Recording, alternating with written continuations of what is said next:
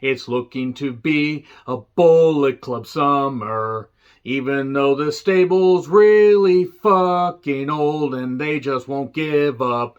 No matter how stale it fucking gets, here we go. I'm John Rankin with my review, New Japan Pro Wrestling's Dontaku 2022 event. A show that certainly had some highs and a lot of lows involving House of Torture and Bullet Club, and god damn it, they will just not fucking give up. It's the 9-year anniversary of the birth of Bullet Club. Feels like it's been going on for 9 fucking centuries. God damn it, you can't keep adding members to this group and expecting it to work when it really hasn't fucking worked since about 2018. Those are my opinions. Let me know your thoughts in the comments, please. I probably should have led with, if you're a Bullet Club fan, you may not want to watch this review, but I pretty much blew that right there. Also, my New Japan Best of Super Junior 29 predictions will be happening sometime after this video goes up. That being said, I certainly have some thoughts, as you gather from that intro. So they're in the Fukuoka Dome or the Pepe Dome. Pepe sounds like some kind of weird anime character, or a weird anime, or some kind of weird fetish machine that they have over there in Japan. I don't know. No offense against Japan. I just know they got some weird shit over there.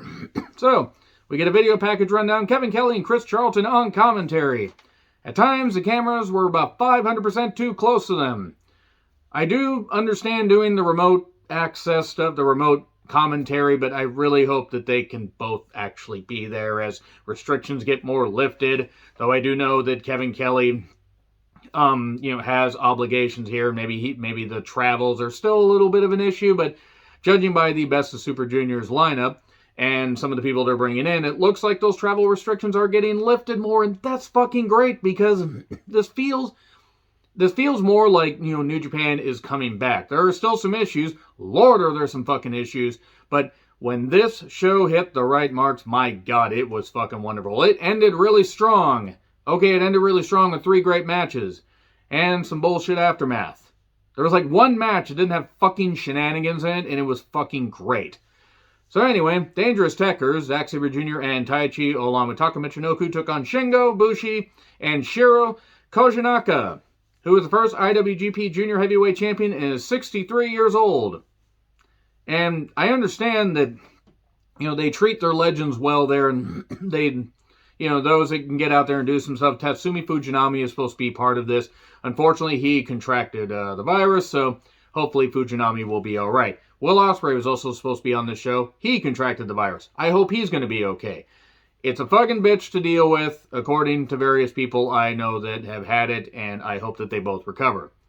Alternatively, it was also great to not have to see Ospreay try to be a fucking heel in the ring when his style really peaked in 2019. This review is going really, really well. So yeah, it's a 6-man tag, and I guess the Taichi Shingo feud continues over the KOPW Championship. At least they're treating it more seriously. And we get the Gato Clutch on Shingo, 1, 2, 3. Okay, so I guess this feud is going to continue to Dominion. And yes, I did see the match where Shingo beat Taichi, and it was what it was. I didn't watch any of the other events, in full. I just watched a couple of the matches from the last one on April 25th. Because my time is limited, and judging by some of the stuff on this show, I was right to not want to watch some New Japan. Because, again, to get on my soapbox again, when they do some stuff right, I fucking love it. They do phenomenal pro wrestling. There's some great fucking talents here. There really are. And they can bring some talents over to have some great matches. I'm expecting the G1, the glorious climax, the month-long climax. We're going to need a lot of lube and a lot of fluids to get through that, which I say every year, but especially this year. They can bring over Moxley, Danielson, they can bring over a whole bunch of people and make it fun.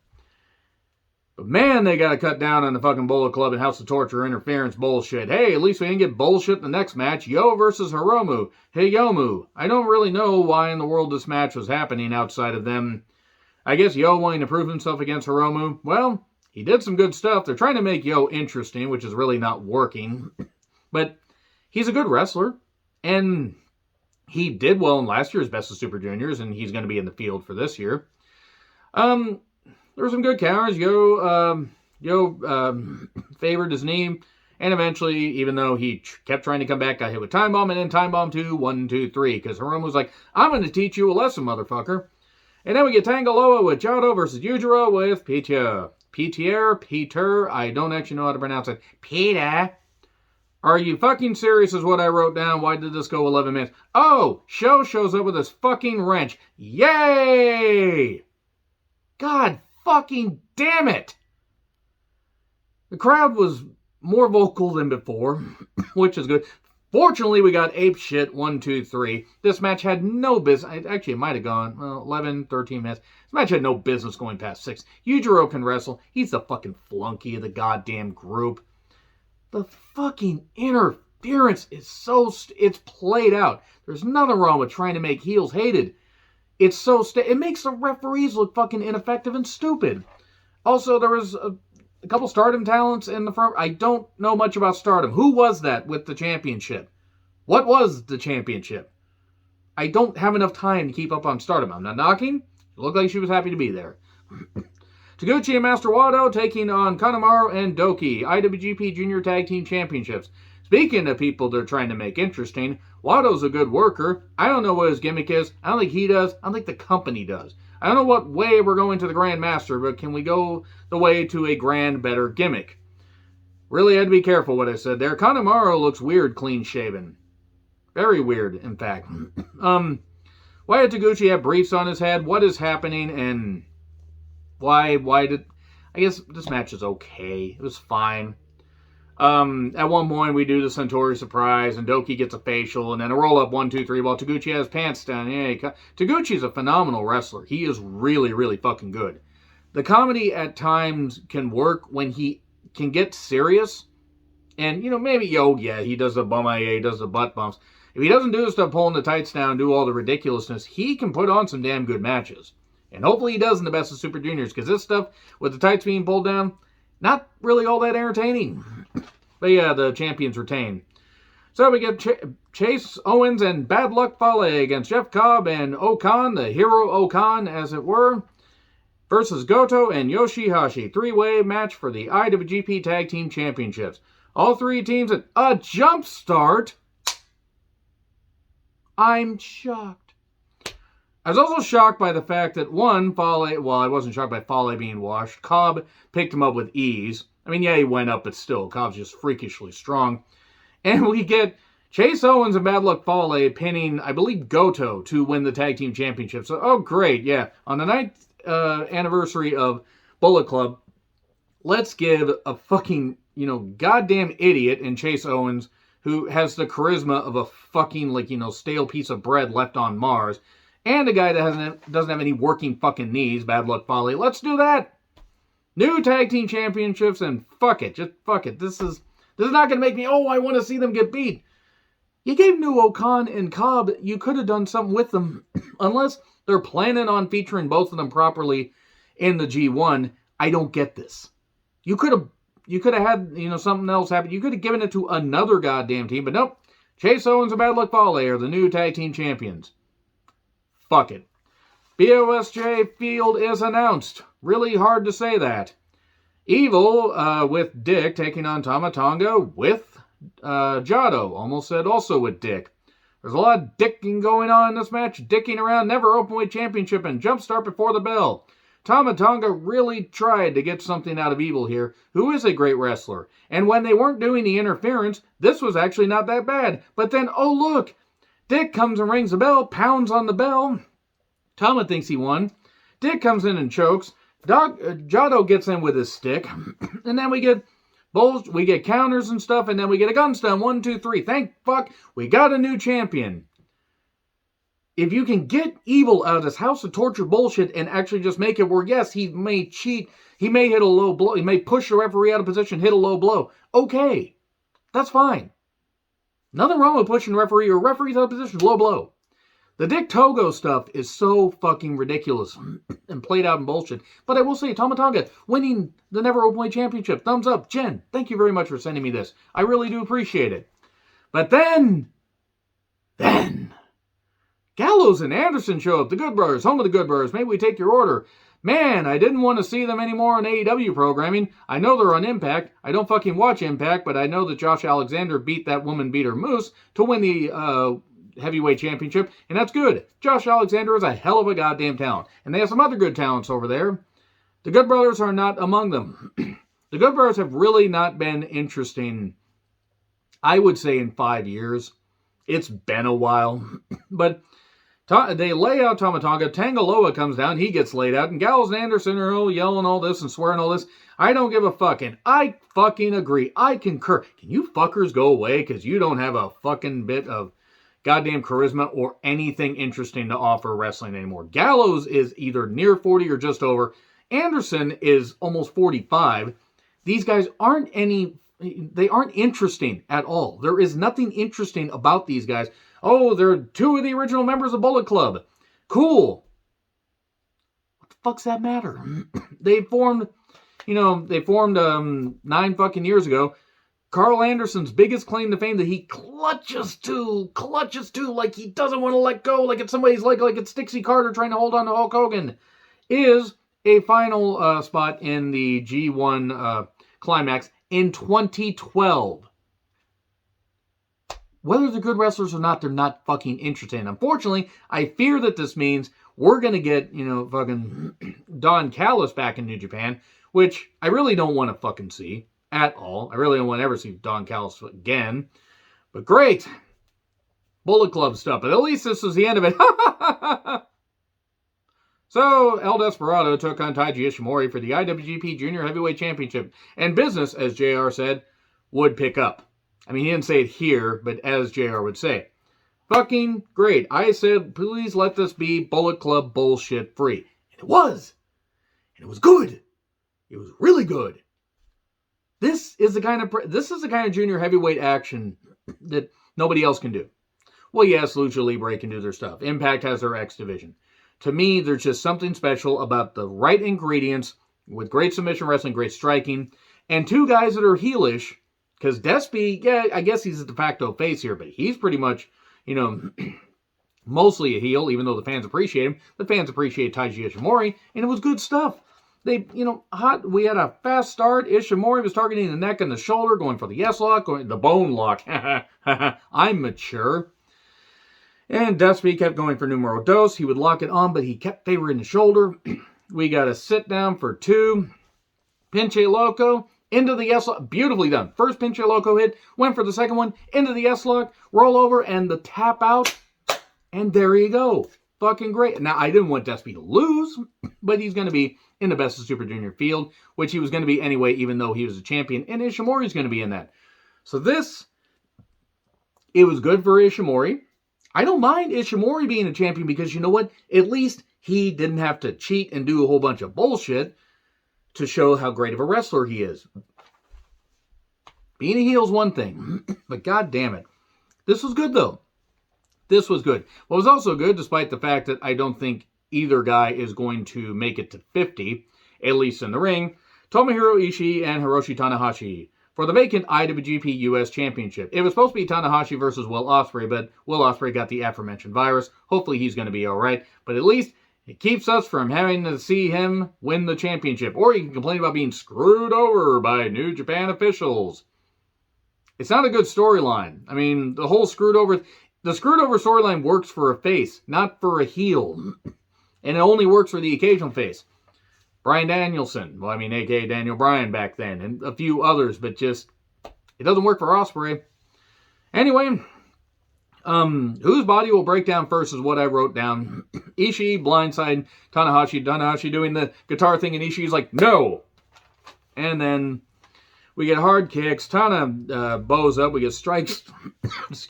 Strikes all over. Hate allergy season. Strikes all over. Super Dragon Screw. Knee targeting. A big superplex. Very big superplex. That was nice. High Fly Flow misses. Every time he misses that move, every time he hits them, every time he does anything where he jumps, I'm afraid his knees are just going to explode into powder. Because Tana has done so much. Carry New Japan. Bend the ace. He's got the will, but he's not long for the ring. I have major respect for Tanahashi, but God, if he's not done by Wrestle Kingdom next year, then then it's going to get sad. It's going to get really sad. He can't even run. He has to stutter step. And it happens to everybody. Father times undefeated. Iron Will. Greatest athlete, once in 100 years. All that stuff and everything, even though the translation doesn't really work all that much. Tana's great. God damn it. So we get a roll up for 2. Ooh, the crowd is being a lot more vocal. I like that. Big lariat for 1. Vertical drop brainbuster. 1, 2. Ooh, And we get a melee move spamming. Tanahashi with the buster. Aces high. High fly flow. 1, 2, 3. New U.S. champion, Tanahashi. He's going to hold it for a couple weeks and then drop it to John Moxley. Watch him drop it to Moxley. Unless they have Ospreay show up and he attacks Moxley. And we get that happening, and that's just the way we transition to that feud because, yeah, Ospreay versus Moxley. One guy that can really wrestle and one guy that peaked in 2019. I wonder if you can guess who I'm talking about. Anyway, Tana puts over Ishii and says, Sonata, when you come back, you will get your shot. He honored his word. He won the championship. Chase Owens is here. Dear God, help me is what I wrote down. I said, we don't need this again. This can't get any worse. It got worse. Shock of shocks. He's wearing a pro gun shirt. Big shock. Chase Owens, the guy that has the IQ of a fucking chickpea. Yeah, I looked at that shirt. I see those shirts all the time around, my town and my state, and I'm like, yeah, you guys are really great. You're all. They would be just as cowardly as the people who tried to storm the Capitol on January 6th of last year. And no, I'm not going to come off that soapbox. You don't like it? Go over that way. Go over that way. Go to somebody else's channel if you don't fucking like it. I'm gonna be. That's why I call my channel Real Honesty. Because I don't fucking care anymore. I do this for fun. Anyway, suddenly a masked guy attacks Tana. Who is it? It's Juice Robinson. Okay, Juice is a heel. That's fine. And we're attaching him to Bullet Club.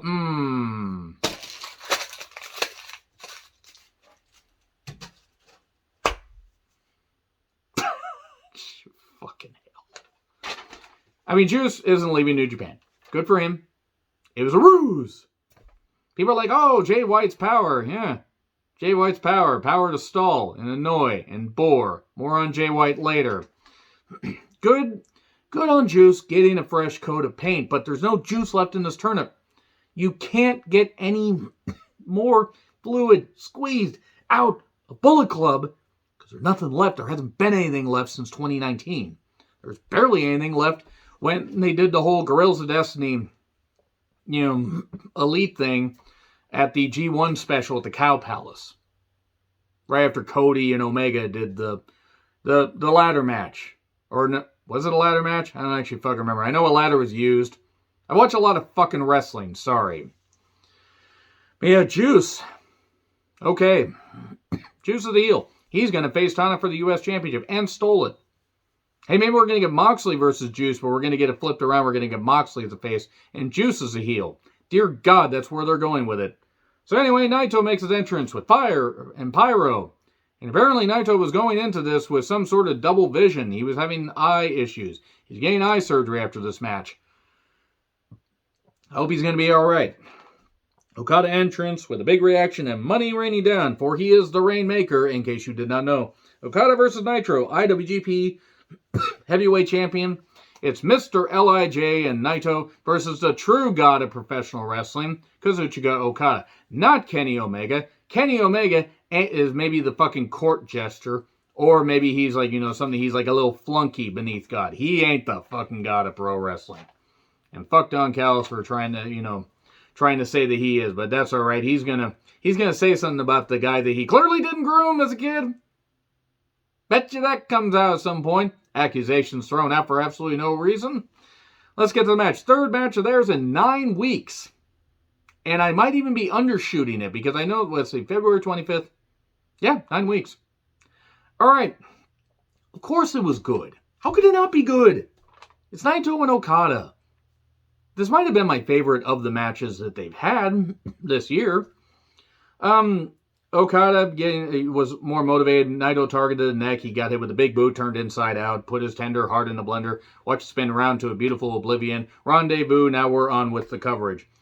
Okada makes it look so easy, is what I wrote down. We get a crossbody over the wall rail to the over the wall to the floor. Vicky Guerrero's upset. Over the rail. Money clip. The money clip's not working, Okada. Please come up with something else. Please stop it. It looks like you're just having a rest while your opponent sits down.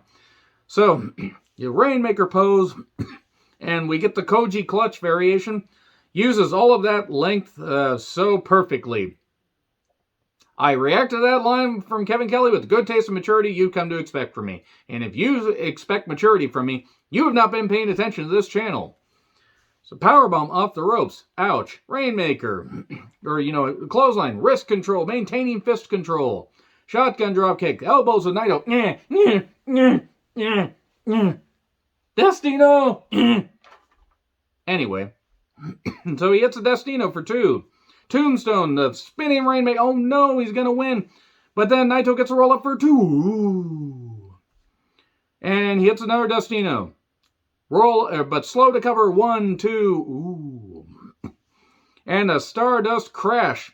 Not the movie, or not the character Stardust. Not the movie Star Crash. Boy, Star Crash. The mid-70s, late 70s, early 80s, when they were doing Star Wars, rip-offs were something. They were certainly something. I had David Hasselhoff in it. So anyway, the strikes, 30 minutes in, they actually laid these strikes in. These are better than the boom, boom, boom, boom, boom, boom ones. They were really laying this shit in. So, then they just angered each other with repeated strokes of the head. And then we got an Enziguri landslide, brings him down to the Rainmaker. 1, 2, 3. Naito's upset, goes out to get eye surgery. I hope he's going to be all right. He's out for at least the month. Maybe out for Dominion. He'll be back in time for the G1 possibly. I just hope he's going to be all right. If he's been working with that kind of stuff for a while, it's a miracle he's had any good matches. He's just that goddamn good and that stubborn. Okada wants to fill this dome. Next time we get Pyro, and then Switchblade Jay White shows up. But the music hits, and then Gato shows up, and then Jay White shows up, and then all the Bullet Club shows up. And we're going to get Jay White versus Kazuchika Okada at Dominion. And you know what that means? That means we're going to get Jay White as IWGP Heavyweight Champion. And you know what that means? My interest in New Japan will go down. Look, I get it. You have to go with people that some fans like. It's not that I don't think that Jay White's good in the ring. I just don't think Jay White's very interesting, and I don't think he's worth building around. Certainly more than Omega. Certainly more than Ospreay. But it's the Bullet Club stuff. This era fucking sucks, is all I'm going to say. Overall, though, 3 great title matches closing the show. Just bullshit aftermath. And, the show, look, all the Bullet Club members are here, and Anderson's still trying to act relevant. Agree, disagree, what I said, like, share, subscribe, Twitter handle in the description. I'm John Ritlin. I'll see you soon.